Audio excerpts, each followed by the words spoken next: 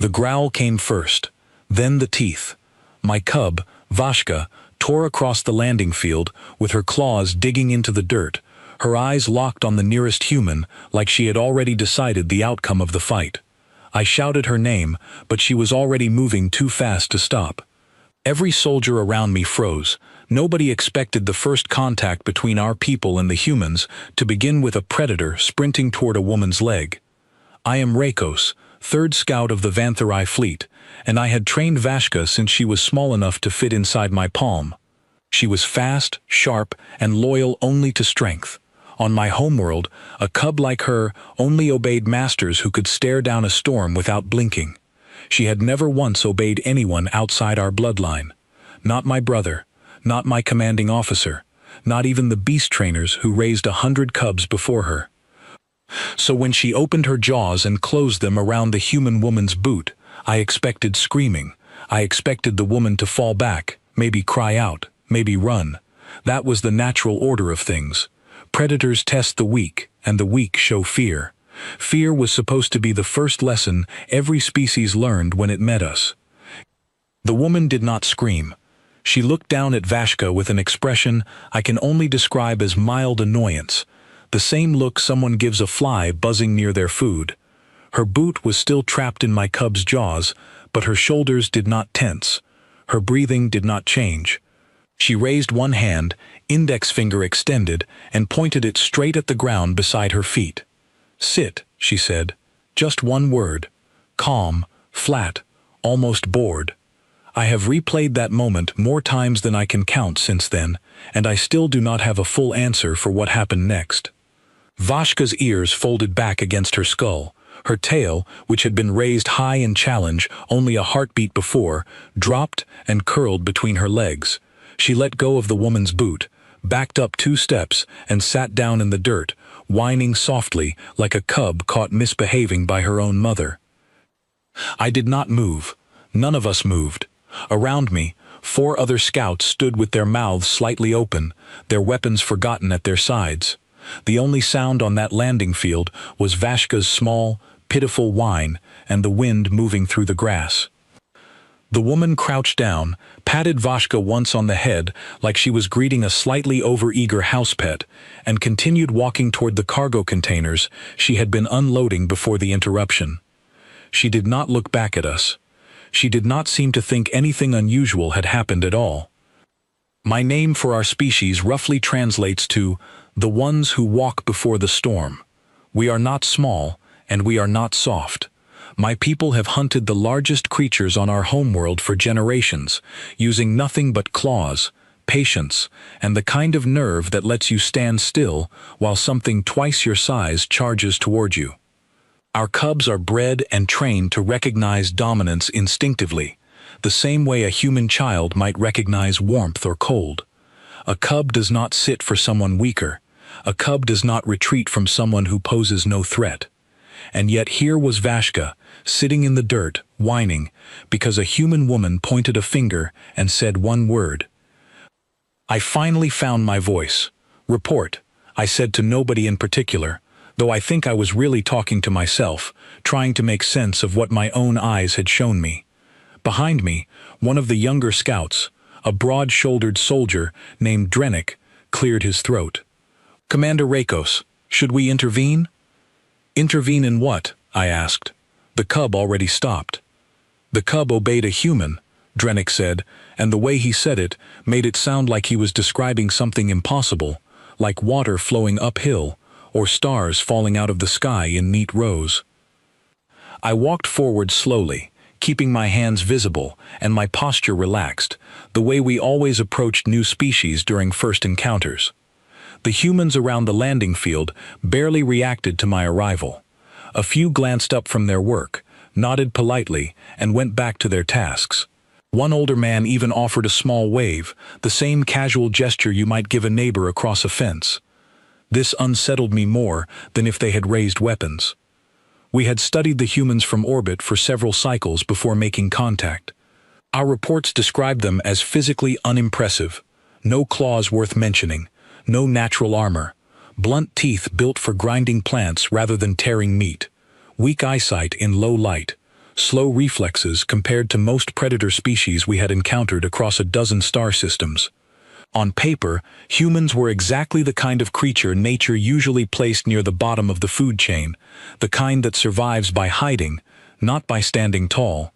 So why did my cub just treat one of them like an alpha? I reached Vashka and knelt beside her. She was still trembling slightly, her wide eyes fixed on the retreating figure of the human woman, as if waiting for permission to move again. I placed a hand on her back, and only then did she seem to relax, leaning into me the way she always had since she was small enough to sleep curled in my jacket. "What did she do to you?" I whispered, more to myself than to her.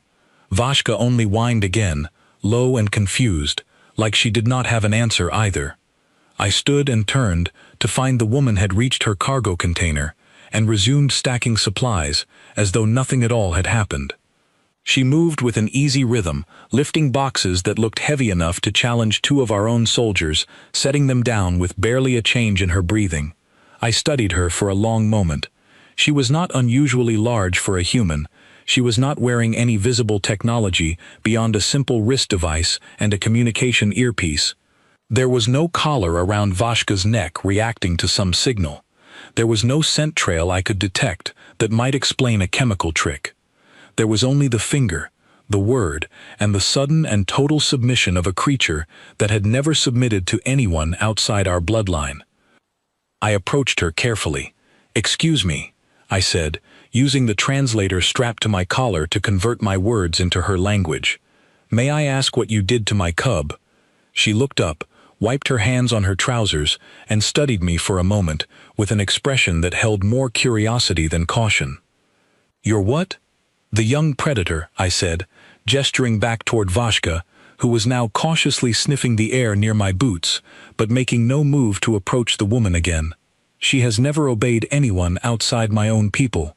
You gave her one command, and she obeyed instantly." The woman's eyebrows rose slightly, and then she laughed, a short, surprised sound. I told her to sit. "Yes," I said, and she sat. "This should not be possible." "Why not?" she asked, tilting her head. "Dogs sit when you tell them to sit." "Well, most of them. The badly behaved ones don't, but most do." "Dogs?" I repeated, unfamiliar with the word. "Never mind," she said, waving a hand. "Look, I didn't do anything special. I just told her to sit, and I meant it. That's all there is to it." I wanted to press further, but a group of my own officers arrived just then, drawn by the commotion, and the conversation shifted into the formal exchanges that first contact protocols required. Names were given. Mine translated roughly to Rakos, hers to Grace Whitmore, a logistics officer assigned to the human outpost. Greetings were exchanged, agreements about trade and communication were discussed, and the strange incident with Vashka was set aside, treated as a minor curiosity rather than the impossible event I knew it to be. But I could not set it aside so easily.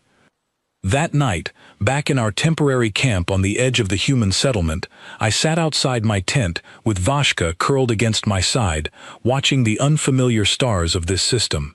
My commanding officer, a stern and battle-scarred veteran named Torvain, approached and lowered himself onto the ground beside me with a grunt. "I heard about the incident," he said. "It was not an incident," I replied. "It was a demonstration of dominance unlike anything I have witnessed." Torvain snorted. "From a human? They can barely lift half of what our soldiers carry. Their claws are useless, their eyes fail in darkness. You are telling me one of them stared down a trained predator cub with nothing but a word?" "I am telling you exactly that," I said. "I saw it myself." Vashka did not hesitate. She did not test the command twice. She obeyed as though the woman were her own bloodline alpha. Torvain was quiet for a long moment, his eyes narrowing as he considered this. Finally, he shook his head. There must be an explanation, some hidden technology, a scent masking device, perhaps a frequency our sensors cannot detect. "Perhaps," I said, though I did not believe it. I had studied Vashka's reactions since she was born. I knew the subtle signs of fear, of respect, of submission in her body language better than I knew my own reflection. What I had seen on that landing field was not confusion or trickery. It was recognition. Somewhere in her instincts, something ancient and unshakable had recognized the human woman as something to obey. "I want you to investigate," Torvain said, quietly. "Watch them. Learn what gives them this authority over predators, if such a thing is real. If it is a weapon, we must understand it before it becomes a threat. If it is something else," he paused, choosing his next words carefully, "then we must understand that too." I nodded, though my mind was already elsewhere, replaying the moment again and again. The finger, the word, the trembling whine of a cub that had never once, in her short life, backed down from anything. As I sat there beneath the strange stars, Vashka lifted her head and looked toward the distant lights of the human settlement, her ears twitching, her small body tense, with something I could only describe as fascination laced with caution. She had spent every day of her life learning that strength meant claws, meant size, meant the willingness to stand firm against anything that challenged her. Tonight, for the first time, she had met something that broke all of those rules, and I realized, watching her stare into the darkness toward that quiet, unassuming settlement, that I was just as unsettled as she was.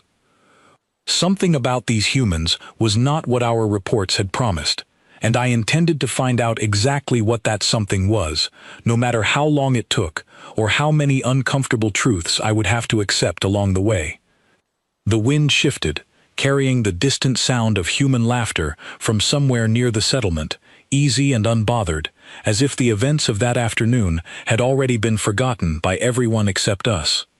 I pulled my jacket tighter around my shoulders, settled Vashka closer against my side, and began, in my mind, to build the first questions of an investigation that would soon unravel everything I thought I understood about strength, about fear, and about what it truly meant to stand at the top of the food chain. The next morning, I decided to test the boundaries of what I had witnessed, because a single event, no matter how strange, could still be explained away as an accident. I needed proof.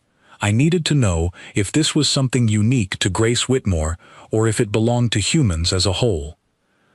I gathered 3 of my most trusted scouts at dawn, before the human settlement had fully woken, and we brought Vashka to the edge of the landing field where the incident had occurred. The morning air was cool and carried the scent of unfamiliar plants, something sweet and slightly bitter that I still had not identified. Vashka trotted beside me with her usual confidence restored, her tail held high, her nose twitching at every new smell. Drennick, the broad-shouldered scout who had questioned me the day before, volunteered to go first. He was young, eager to prove that the previous day's event had been some kind of fluke rather than a fundamental truth about these strange new neighbors. He knelt in front of Vashka, pointed his finger at the ground, exactly as Grace had done, and spoke the same word. "Sit." Vashka looked at him, tilted her head, and then, without any hesitation at all, lunged forward and nipped playfully at his outstretched hand. Drennick yelped and pulled back, more startled than hurt, while the other 2 scouts struggled to hold back their laughter. "She does not listen to me," Drennick said, cradling his hand and glaring at the cub as though she had personally insulted him. "Try again," I said. "Perhaps your tone was wrong." He tried 3 more times, adjusting his posture, deepening his voice, even attempting to mimic the exact way Grace had held her shoulders. Each time, Vashka either ignored him completely or treated the command as an invitation to play, hopping around his legs and batting at his boots with her paws. She showed him no fear, no respect, and certainly no submission. I tried next, though I already suspected the outcome. Vashka was my cub, bonded to me since birth, and she obeyed my commands more readily than any of the scouts. But when I pointed my finger and gave the same command, she merely sat because she recognized my voice, my scent, and the years of training between us. It was obedience born from familiarity, not the sudden, instinctive submission she had shown to a total stranger only 1 day earlier. "This does not make sense," said the third scout, a quiet, observant soldier named Ilix, who had been watching the entire exercise with narrowed eyes. The cub only obeyed the human. Not us. Not even a full command from her own bonded master carries the same weight as it did from that woman. I turned toward the settlement, where a few humans were beginning to emerge from their quarters, stretching, greeting each other with casual words, preparing for another ordinary day. I needed a wider sample. One human could be an exception. A dozen humans acting the same way would be a pattern, and patterns demanded explanations. We approached a group of workers near the water processing station, a place where several humans gathered each morning to check equipment before the heat of the day set in. Among them was a tall man named Nathan, who greeted us with a friendly nod as we approached, apparently unbothered by the presence of alien soldiers and a small predator cub trotting between our legs. "We would like to conduct a small demonstration," I explained through my translator. "May we ask for your assistance?" Nathan shrugged easily. "Sure. What do you need?" I gestured for Vashka to approach him, and she did so cautiously, sniffing at his boots, the way she had sniffed at Grace's the day before. Nathan knelt down, extended his hand slowly, palm open, without any hint of fear in his movements. Vashka sniffed his fingers, and for a moment I thought she might simply walk away, unimpressed. Then Nathan spoke, his voice calm and firm. "Sit." Vashka's tail dropped, her ears folded back. She sat, just as she had done for Grace, whining softly, her eyes fixed on Nathan with an expression that mixed confusion and reluctant deference. I felt something cold settle in my chest, a mixture of disbelief and dawning realization. This was not an isolated event. This was not a trick unique to one woman. Something about the way humans carried themselves, something in their voice, or their posture, or perhaps something far deeper than either of those things, commanded an instinctive response from a creature bred across countless generations to recognize only the strongest and most dominant beings as worthy of obedience. "How did you do that?" I asked Nathan, unable to keep the urgency out of my translated voice. He looked almost embarrassed by the question, scratching the back of his neck. "I don't know, honestly. I just told her to sit. Same as I'd tell any dog, or honestly any kid who's about to do something they shouldn't." "But she is not a dog," I said. "She is not even a creature from your world. She has spent her entire life learning to recognize weakness and strength, and by every measure my people understand, humans should register as weak. Your claws are dull. Your teeth are meant for grinding, not tearing. Your reflexes, forgive me, are slower than most predator species we have encountered." Nathan considered this for a long moment, his expression thoughtful rather than offended. "Maybe," he said slowly, "but slow reflexes and dull teeth don't mean much if you're not afraid. Fear is usually the thing that gets you killed first, not weak claws." I did not fully understand what he meant, not yet, but the words lodged themselves in my mind like a splinter I could not remove. We continued our small experiments throughout the morning, moving from one human to another, always with polite requests and careful observation. A woman named Claire, sorting supplies near the medical tent, produced the same result. An older man named Henry, walking with a slight limp and leaning on a simple wooden cane, produced the same result. Even a young human boy, barely older than a child by their standards, managed to make Vashka sit simply by pointing his small finger and speaking with surprising confidence for someone so young. Each time, the pattern held. Each time, my cub's instincts, honed over generations to respect only the fiercest and most capable predators, folded before the calm, unshaken presence of an unarmed human. By midday, I returned to Commander Torvain with my findings, and I could see the doubt in his eyes slowly giving way to something closer to concern.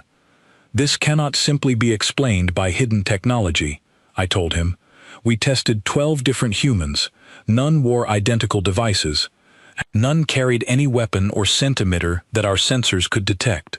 The pattern was consistent regardless of age, size, or apparent physical strength." Torvain paced the length of his tent, his hands clasped tightly behind his back. Then what is your theory, Scout Rakos? I hesitated, because the theory forming in my mind felt almost absurd, yet it was the only explanation that fit the evidence I had gathered. I believe, I said slowly, that humans possess some form of instinctive authority that predators recognize on a level deeper than scent or sound, something that does not depend on physical strength at all. That is not how dominance works, Torvain said firmly. Our entire understanding of predator hierarchy is built on physical capability, claws, size, speed, aggression. A species cannot simply claim dominance through nothing more than words and posture. And yet, I said, that is precisely what we observed. Torvain fell silent, clearly troubled by the implications. Finally, he sighed and gestured toward the settlement beyond our camp. Then you must learn more. Speak with them. Observe them closely, not just in moments of confrontation, but in their daily lives. If there is some truth buried beneath this mystery, I want it understood before our fleet commanders arrive for the formal treaty discussions next cycle. I spent the remainder of that day doing exactly that, walking through the human settlement with Vashka close beside me, watching how they interacted with one another. I noticed things I had overlooked before, small moments that seemed insignificant on their own, but built into something larger the longer I observed them. I watched a mother crouch down to speak firmly to her young child who had wandered too close to the edge of a supply platform, her voice calm but absolute, and the child immediately stopped and stepped back without argument. I watched two workers disagree over the placement of a cargo container, their voices rising briefly before one simply held their ground, unmoving, unraised, and the disagreement dissolved without further conflict. I watched an animal, a large four-legged creature the humans called a horse, rear back nervously near the perimeter fence, only to calm instantly when a stable hand approached with slow, deliberate steps and a firm, steady voice. Every instance carried the same quiet thread. Humans did not shout to assert themselves. They did not display exaggerated postures or bare their teeth or puff themselves up the way predator species across a dozen star systems did when establishing dominance. Instead, they simply stood their ground, spoke with calm certainty, and expected to be obeyed, and more often than not, they were. That evening, I found myself once again near Grace Whitmore's quarters, drawn back by questions I still could not fully answer. She was sitting outside on a simple folding chair, a warm drink in her hands, watching the twin moons of this system rise over the horizon. Vashka trotted ahead of me, and to my surprise, she approached Grace without hesitation, settling down beside her chair as though she had always belonged there. Grace glanced down at the cub with mild amusement before looking up at me. "She's back," she said. "Made a new friend, I suppose." "She has never approached a stranger so willingly," I admitted, taking a seat on the ground nearby, my earlier training in diplomatic caution giving way to genuine curiosity. "May I ask you something, Grace Whitmore?" "Sure," she said, sipping her drink. "And just Grace is fine. Where I come from," I said, "authority is built through display. Size, claws, aggression, the willingness to fight and win. My people spent generations shaping our bodies and our cubs to recognize only the strongest as leaders worth following. Yet you, and every human I tested today, achieved instant obedience from a creature bred to resist exactly that kind of easy submission. I do not understand how." Grace considered the question for a long moment, her eyes drifting toward the darkening sky. "I think," she said slowly, "it's because we never needed claws to survive back home. We had other things instead." "What things?" I asked, leaning forward slightly, unwilling to let the conversation drift away before I had my answer. She smiled, though there was something distant in her expression, as though she were remembering something far older than her own lifetime. "That," she said, "is a longer story than we have time for tonight, but I promise you, Rakos, it's one worth hearing." I looked down at Vashka, curled contentedly beside a woman my entire species would have once considered prey, and I felt the first true crack forming in everything I thought I understood about strength, about fear, and about who truly stood at the top of the world. Commander Torvain did not share my patience for mysteries. 3 days after the incident on the landing field, he called an emergency meeting inside the command tent, gathering every senior officer from our expedition, along with 2 visiting fleet inspectors who had arrived earlier that morning to oversee the treaty preparations. I stood near the back of the tent, with Vashka resting quietly at my feet, and I could feel the tension in the room before anyone spoke a single word. "We have a problem," Torvain began, pacing before a holographic display showing footage from the landing field, the moment Vashka's jaws had closed around Grace's boot, only to release moments later as the cub sat down, whining, defeated by nothing more than a single spoken word. "This footage has already reached Fleet Command. They are asking questions we cannot yet answer." One of the inspectors, a stern-faced officer named Corval, stepped forward with his arms crossed tightly over his chest. "Explain to me," he said, his voice sharp with skepticism, "how an untrained species with no natural weapons managed to subdue one of our bonded predator cubs using nothing more than a hand gesture." "We do not fully know," I admitted, stepping forward despite the discomfort of addressing a superior officer so directly. "I have spent the last 3 days testing this phenomenon across multiple humans, of varying age, size, and physical capability. The result remains consistent. Humans possess some form of instinctive authority that our cubs recognize and respond to, regardless of physical strength." Corval's expression darkened. "That is not an explanation, Scout Rakos.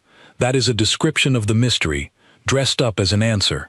"With respect," I said, "it is the most accurate description I can offer, given the evidence available." "Perhaps," Corval said, turning toward Torvain, "the issue lies not with the humans, but with the cub itself. Perhaps this particular animal carries some defect, some flaw in its bonding that makes it unusually susceptible to external suggestion." I felt a flash of protective anger rise in my chest, quickly suppressed beneath years of military discipline. "Vashka carries no defect," I said firmly. "She was bred from one of the strongest bloodlines in our eastern territories. Her instincts have been tested and verified since birth. If there is a flaw here, it does not belong to my cub." "Then perhaps," Corval countered, "the flaw belongs to the scout who trained her." The room fell silent, the accusation hanging heavy in the recycled air of the command tent. I forced myself to remain calm, though every instinct in my body wanted to respond to the challenge in his voice. "I trained Vashka according to every established method passed down through generations of our bonding traditions," I said. "If you doubt my methods, I invite you to test any other cub from our expedition against the humans yourself. I suspect you will find the same result." Torvain raised a hand before the argument could escalate further. "Enough. This disagreement helps no one.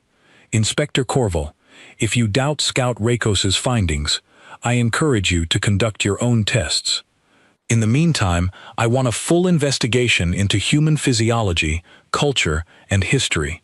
If there is some hidden technology or biological trait responsible for this phenomenon, I want it identified before the treaty signing. We cannot enter formal negotiations with an unknown variable of this magnitude left unexamined." Corval did not look satisfied, but he offered a stiff nod of acknowledgement before storming out of the tent, muttering something under his breath about wasted resources and incompetent handlers. I remained behind, along with Torvain and a handful of other officers, as the meeting shifted toward practical matters of how best to proceed with the investigation. "You will lead this inquiry personally, Scout Rakos," Torvain said once the others had filed out. "You have already established a rapport with several humans, including the woman responsible for the original incident. Use that rapport. Learn everything you can about their history, their culture, and whatever it is that grants them this strange authority over predators." "Understood," I said, though privately I wondered if Corval's skepticism might prove justified in some unexpected way. Perhaps there truly was a simple technological explanation waiting to be uncovered, something that would restore my understanding of the universe to its proper order, where strength meant claws and dominance meant violence, and creatures like Vashka obeyed only those who had earned that obedience through demonstrated power. But as the days passed and my investigation deepened, that comforting explanation began to feel increasingly unlikely. I spent the following week embedded within the human settlement, granted permission by their local council to observe daily life in exchange for sharing certain non-sensitive details about our own culture. It was, in many ways, the strangest week of my life, filled with small revelations that chipped away at everything I thought I understood about strength and weakness.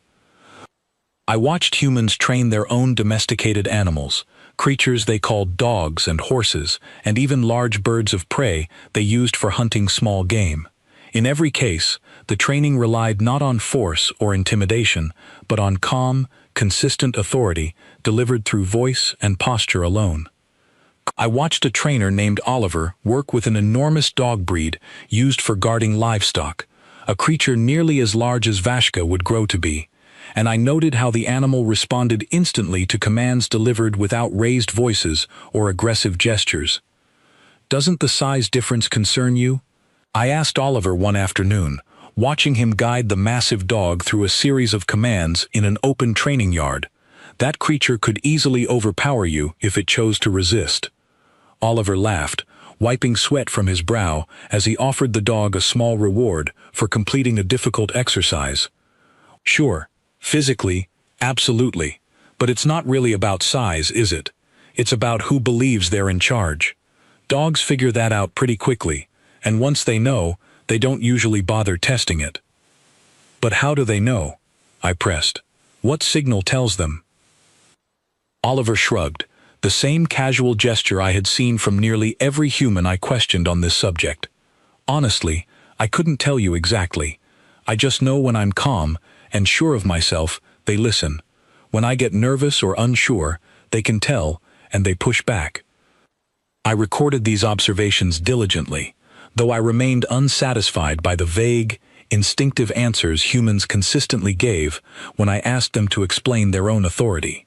It seemed as though this trait, whatever it was, existed so deeply within their nature that they had never needed to examine it consciously. It simply was, the same way breathing simply was, unremarkable and automatic. During my investigation, I also spent considerable time speaking with the settlement's historian, an elderly woman named Margaret, who maintained records of human history stretching back further than I had realized their civilization existed. She welcomed my questions with genuine enthusiasm, clearly delighted to have an audience for stories she had spent decades studying. "Your species interests me greatly," I told her during one of our conversations, seated across from her in a small library filled with physical books. An old-fashioned method of record-keeping I found charmingly impractical, yet strangely appealing. "Specifically, I am curious about your history with predators on your home planet." Margaret's eyes lit up with the particular enthusiasm of someone finally given permission to discuss their favorite subject. "Ah, now that is a rich topic. Humans have shared our world with dangerous predators for our entire existence as a species. Wolves, big cats, bears, all manner of creatures capable of ending a human life in moments, and for most of our history, we possessed none of the natural weapons those creatures carried. No claws, no natural armor, no powerful jaws. And yet you survived," I said. "And we did more than survive," Margaret replied, a note of quiet pride entering her voice. "We thrived, even as those same predators eventually learned to avoid us, rather than hunt us." "How?" I asked, leaning forward, sensing I was finally approaching the answer I had been searching for since that first afternoon on the landing field.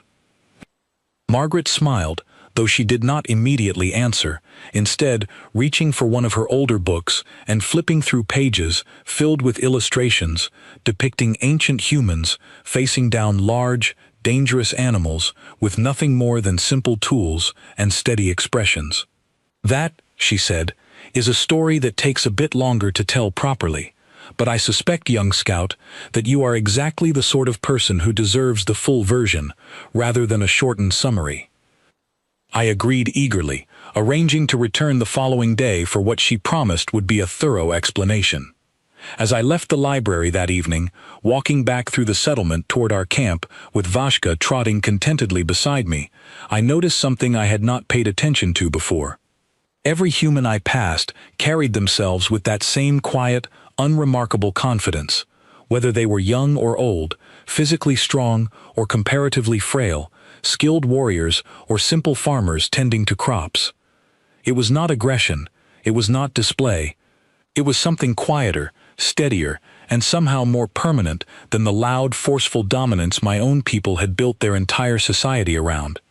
That night, back at camp, Torvain requested an update on my progress, and I found myself struggling to summarize what I had learned in terms that would satisfy his demand for concrete, actionable intelligence.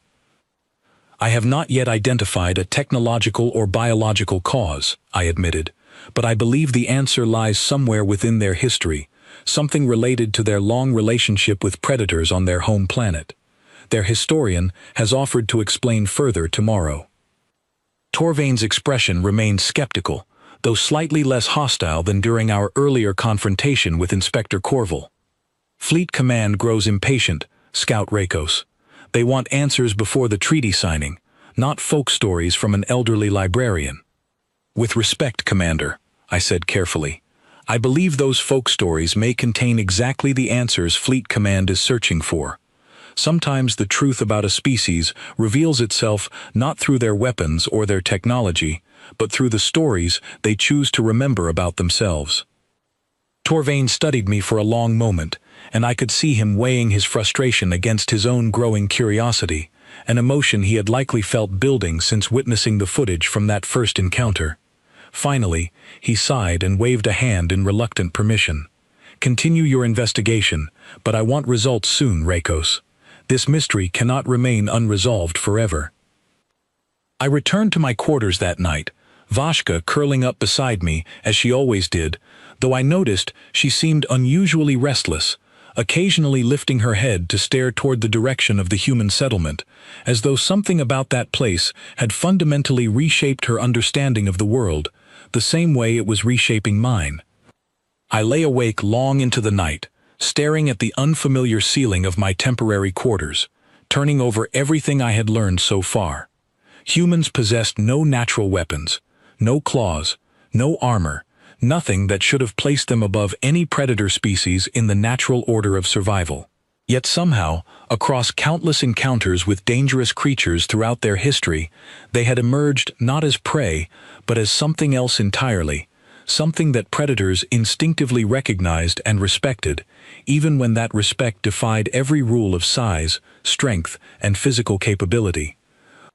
Tomorrow, I hoped, Margaret would finally provide the missing piece of this puzzle, the explanation that would let me understand not just what humans had done to earn this strange authority, but how they had managed to build an entire civilization around a truth so quiet and unassuming that they barely seemed to notice it themselves. As sleep finally began to claim me, I found myself wondering, with a mixture of anticipation and unease, whether the answer I was searching for might ultimately change more than just my understanding of humans. It might change my understanding of strength itself, and everything my own people had built their society upon for generations beyond counting. Vashka whined softly in her sleep beside me, her paws twitching as though chasing something through a dream, and I wondered, not for the first time that week, exactly what she had sensed in that human woman's calm, unwavering gaze that had made her instincts bow so completely to something so quiet. Margaret was waiting for me the next morning with a fresh pot of tea and a stack of old books piled neatly on the table between us. She poured 2 cups without asking whether I wanted one, a small gesture of hospitality I had come to recognize as distinctly human, and settled into her chair with the satisfied posture of someone about to share a story she had told many times before, yet never grew tired of telling. You asked me yesterday how humans learned to stand against predators without claws or armor, she began, folding her hands over the topmost book. The truth is, we did not learn it quickly, and we did not learn it easily. For a very long time, our ancestors were exactly what your reports likely suggested. Small, slow, vulnerable creatures who spent much of their existence hiding from larger, faster predators. That matches what our surveys predicted, I admitted, yet clearly something changed. Something did, Margaret agreed. Over countless generations, our ancestors began working together in groups, sharing knowledge, developing simple tools, and slowly learning something that no other species on our planet had discovered before us. We learned that fear could be controlled, and more importantly, we learned that predators could sense the difference between controlled fear and uncontrolled panic. I leaned forward, setting my tea aside, fully absorbed in her explanation. Please, continue. A predator hunting in the wild relies heavily on reading the behavior of its prey, Margaret explained. Panic, sudden movement, the scent of fear, these things trigger an instinctive chase response, the same way a moving object catches the eye faster than a still one. But when early humans learned to stand their ground, to control their breathing, to meet a predator's gaze without flinching, something remarkable happened. The predator's instincts began sending a different signal entirely. Instead of registering easy prey, they began registering an unpredictable and potentially dangerous opponent, one that did not behave the way prey should behave. So it was a form of deception, I said, trying to fit this explanation into a framework I could understand. A false signal that tricked the predator into believing you carried more strength than you actually possessed. Margaret shook her head slowly. It was not deception, not exactly. It was truth, just a different kind of truth than physical strength. You see, young scout, controlling fear is not the same as lacking fear entirely. Our ancestors were still afraid, terribly afraid in many cases. But they learned to act despite that fear, to hold their ground even when every instinct screamed at them to run. And that willingness, that choice to stand firm, regardless of the fear inside them, became something predators across the world learned to respect, generation after generation, until it became woven into instinct itself. I sat back, absorbing this idea slowly, feeling pieces of understanding shifting into place, like tiles in a mosaic finally revealing its full picture. You are saying that humans developed a form of dominance based not on physical capability, but on will, on the choice to remain steady in the presence of danger. Precisely, Margaret said, clearly pleased that I had grasped the concept. And over thousands of years, this trait became so deeply embedded in our behavior that it no longer required conscious effort. Modern humans carry this ancient inheritance without even realizing it. When Grace pointed her finger at your cub and told her to sit, she was not consciously performing some ancient predator taming ritual. She was simply being herself, calm, certain, unbothered, exactly the way humans have learned to present themselves for longer than written history can properly record. But why would this trait affect creatures from an entirely different world? I asked. Vashka is not from your planet.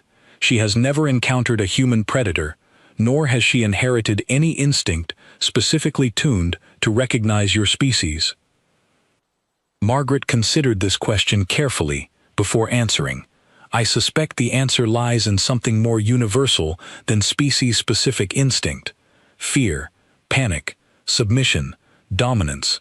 These are not concepts unique to any single world. They likely represent fundamental patterns that emerge naturally wherever predators and prey exist together, shaped by the basic mathematics of survival rather than any particular biology. If that theory holds true, then perhaps any predator, regardless of its origin, might instinctively recognize the same signals of calm, unshakable authority that our ancestors spent millennia perfecting. I thought of Vashka sitting obediently before Grace, whining not from pain, but from something closer to instinctive deference, the same posture she might show toward an alpha of her own bloodline. I thought of Nathan, Claire, Henry, and even the small human child, all producing the identical result despite vastly different ages and physical capabilities. If Margaret's theory held true, then the explanation was not hidden technology or biological manipulation, as Torvain and Corval had suspected. The explanation was something far simpler and somehow far more unsettling. Humans had spent their entire evolutionary history training themselves, unconsciously and gradually, to become the single most convincing predator signal in existence, without ever needing claws, without ever needing size, without ever needing anything beyond the simple, unwavering choice to stand their ground. "There is something else you should understand," Margaret continued, reaching for one of the older books on the table and opening it to a page filled with faded illustrations depicting ancient humans facing enormous, dangerous creatures with nothing more than simple wooden spears and steady expressions. Throughout our history, humans have hunted and survived alongside creatures far larger and more dangerous than ourselves. Massive predatory cats, enormous bears capable of standing twice the height of an average human, even ancient creatures whose bones we still find buried in the earth, remnants of predators that would have terrified any reasonable creature into permanent hiding. "And humans survived these encounters?" I asked. "Not always," Margaret admitted. "Many did not survive, but enough did, generation after generation, passing down not just knowledge, but an inherited resilience that shaped who we eventually became. We are, in many ways, the descendants of every human who ever stood their ground when instinct screamed at them to run, and won." I sat in silence for a long moment, letting the full weight of this explanation settle over me. My entire species had built its culture around visible strength, around claws and size and aggressive display, believing these traits represented the truest measure of dominance in the natural world. Yet here, in this quiet library filled with old books and the gentle scent of tea, I was beginning to understand that dominance could take an entirely different form, one built not on what a creature could do, but on what a creature refused to do, regardless of fear or danger. "I must ask," I said finally, "does this trait apply equally to all humans, or only to certain individuals who have trained themselves specifically?" Margaret smiled, the expression carrying a note of gentle amusement. "It applies to nearly all of us, to varying degrees. Some humans display it more naturally than others, certainly. Grace, for instance, has spent years working in logistics roles that require constant calm decision-making under pressure, which likely strengthened this trait considerably.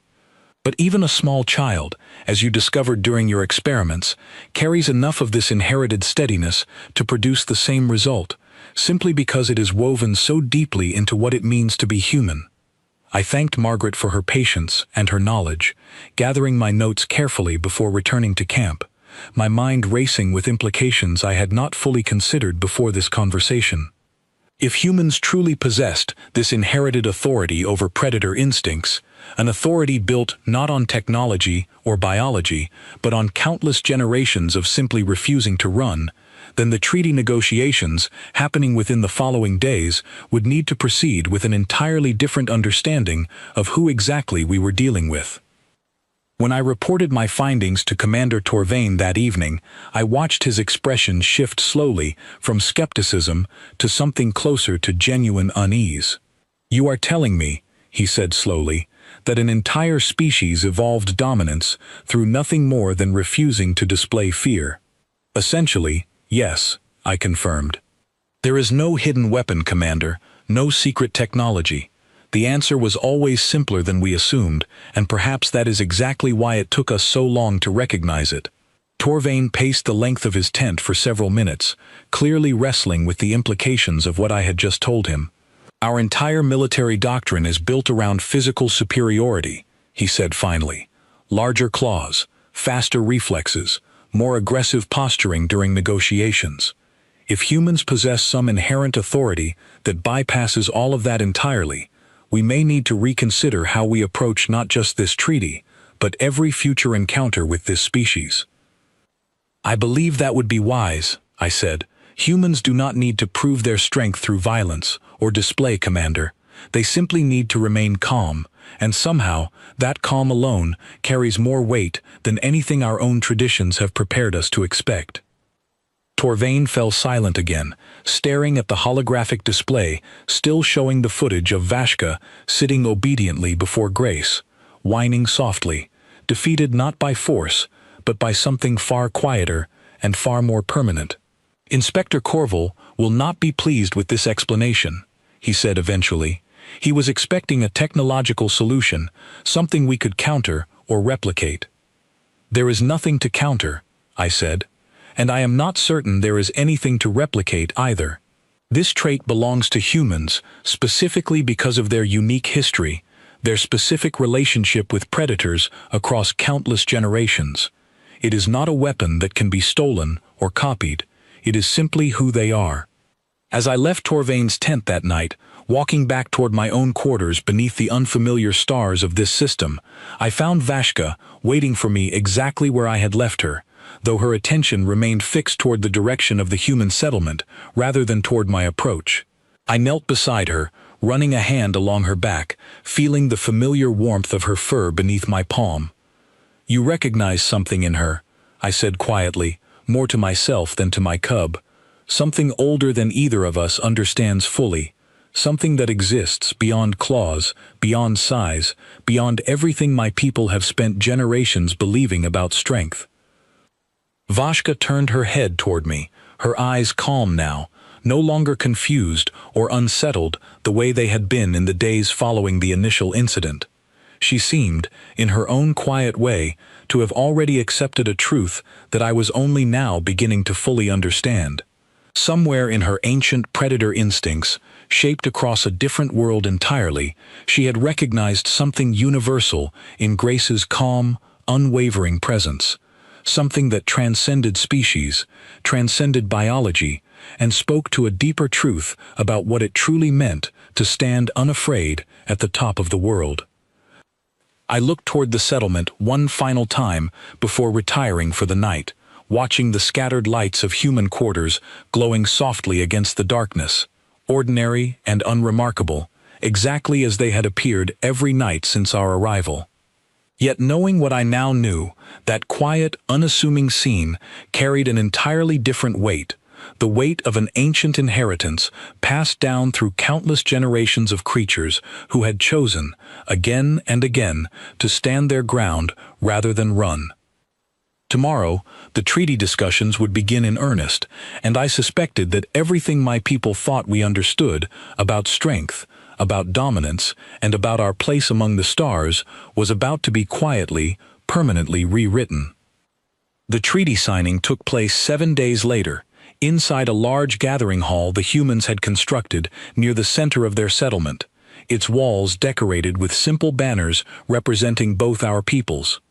I stood near the back of the room beside Commander Torvain, Vashka resting quietly at my feet, though her posture had changed noticeably over the past week.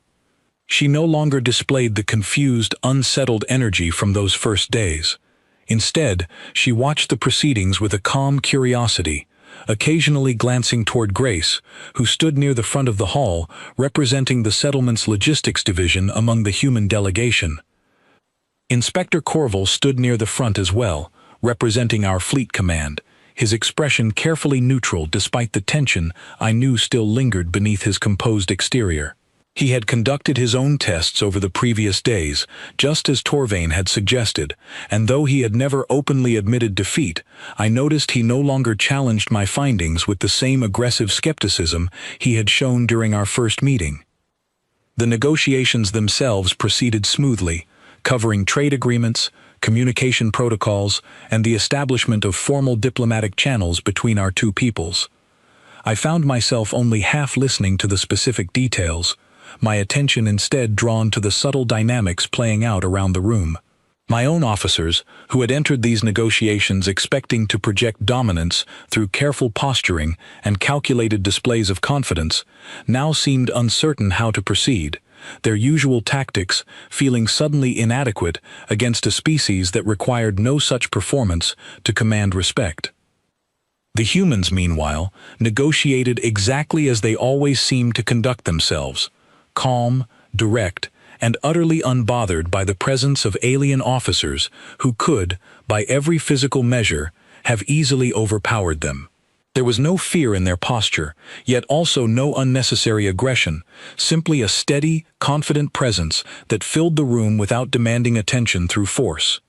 When the formal signing concluded, small celebrations broke out throughout the hall, humans and Vanthari alike mingling cautiously, testing the boundaries of this new relationship with careful curiosity.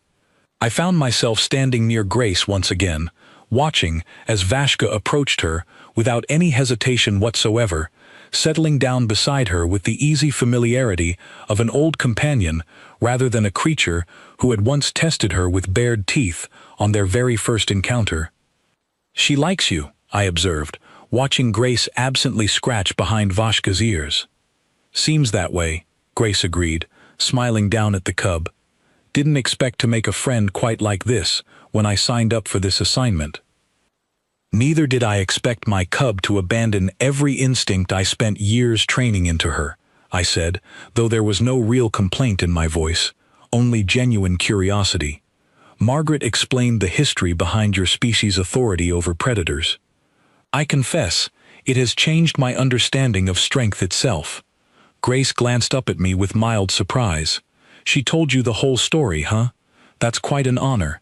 She doesn't usually share that with just anyone." "I am grateful for the education," I said, though I admit, I still find myself curious about one particular detail. "What's that?" "Why does this authority seem so effortless for you?" I asked, "when my own people have spent generations building dominance through careful, deliberate strength. You do not appear to try at all, yet the result surpasses everything our training methods have achieved." Grace considered this for a moment, watching Vashka contentedly resting beside her boots, the same boots that had once been the target of the cub's earliest challenge. "Maybe it's because we're not trying to prove anything," she said finally. "Your people build strength to show it off, right? To display it, to make sure everyone around you knows exactly how capable you are. We just kind of exist, calmly, and let that speak for itself. No display necessary." I found myself smiling slightly at this explanation, recognizing the simple wisdom hidden within her casual words. My entire species had spent generations perfecting the art of demonstrating strength, believing that dominance required constant proof, constant display, constant reaffirmation through claws and posture and aggressive presence. Humans, it seemed, had achieved something far more powerful by pursuing an entirely different path, one built on quiet, unwavering certainty rather than loud, forceful demonstration. Over the following weeks, as our two peoples began establishing regular contact and trade, I noticed similar reactions occurring throughout our expedition. Soldiers who had once approached humans with cautious superiority began treating them with genuine respect, occasionally seeking their advice on matters far beyond the original mystery surrounding predator obedience. Even Commander Torvain, who had initially demanded a technological explanation for what he considered an impossible phenomenon, found himself quietly requesting guidance from Grace and Nathan on how to approach certain diplomatic situations with a calmer, less aggressive posture. One afternoon, several weeks after the treaty signing, I found Torvain standing awkwardly near Grace's quarters, clearly working up the courage to ask a question that seemed to embarrass him slightly. I paused nearby, curious despite myself, though I made an effort not to appear as though I were eavesdropping. "I have a rather unusual request," Torvain said finally, his voice carrying none of the commanding authority I had grown accustomed to hearing from him. "My own bonded predator has become somewhat difficult to manage in recent days. I wondered if you might offer some insight into your methods." Grace raised an eyebrow, clearly amused by the request, but too polite to comment on the irony of a Vanthari commander seeking behavioral advice from a human logistics officer. "Sure, happy to help. What's going on with him?" "He has become distracted, restless," Torvain admitted. "Nothing seems to hold his attention the way it once did." Grace considered this for a moment before offering a simple suggestion involving consistency and calm reinforcement. advice so straightforward that Torvain looked almost disappointed by its simplicity. Yet I noticed, over the following days, that his cub's behavior did indeed improve, following exactly the pattern Grace had described. I decided, eventually, to attempt the finger trick myself, curious whether understanding the theory behind human authority might allow me to replicate the effect through careful practice. I found Vashka resting near our camp one evening, pointed my finger toward the ground exactly as Grace had done on that first fateful afternoon, and spoke the same simple word: sit. Vashka looked at me, tilted her head with an expression I could only describe as mild confusion, and then simply continued resting exactly where she already was, completely unbothered by my attempt at commanding her through unfamiliar means. I sighed, recognizing immediately why my effort had failed. I was not simply existing calmly, the way Grace and Nathan and every other human I had tested seemed to manage without effort. I was performing, consciously trying to replicate something that, by its very nature, could not be replicated through conscious effort alone. Grace, who happened to be walking nearby and witnessed my failed attempt, could not quite hide her amused smile. "Nice try," she said, "but I don't think it works like that for you." "So, it would seem," I admitted, feeling a mixture of frustration and reluctant amusement at my own failed experiment. "Perhaps this authority belongs uniquely to your species, built from generations of history my own people simply do not share." "Maybe," Grace said, settling down beside Vashka, who immediately shifted closer to her with obvious contentment. "Or maybe it's something anyone could learn, eventually, if they stopped worrying so much about proving themselves and just focused on being steady instead." I considered her words carefully, recognizing the deeper wisdom hidden within such a simple statement. Perhaps this authority was not exclusively human after all, but rather a truth available to any creature willing to abandon the exhausting performance of constant display in favor of quiet, unwavering steadiness. Perhaps my own people, across enough generations, might eventually learn something similar, though I suspected such a transformation would require abandoning traditions we had clung to for far longer than either species could properly measure. Months passed following the treaty signing, and our two peoples settled into a steady, productive relationship built on mutual respect rather than the dominance-based hierarchies my own culture had always assumed necessary for survival among the stars. Vashka grew larger and stronger, eventually becoming one of the most respected predators within our entire expedition, yet she never lost that peculiar fondness for Grace, often wandering toward the human settlement during quiet moments simply to rest beside her boots, the same boots she had once tested with youthful aggression on our very first day of contact. I often found myself reflecting on everything that single incident had taught me, not just about humans, but about the nature of strength itself. My people had arrived at this new world expecting to encounter a weaker species, one that would naturally recognize our physical superiority and defer to our established hierarchies of dominance.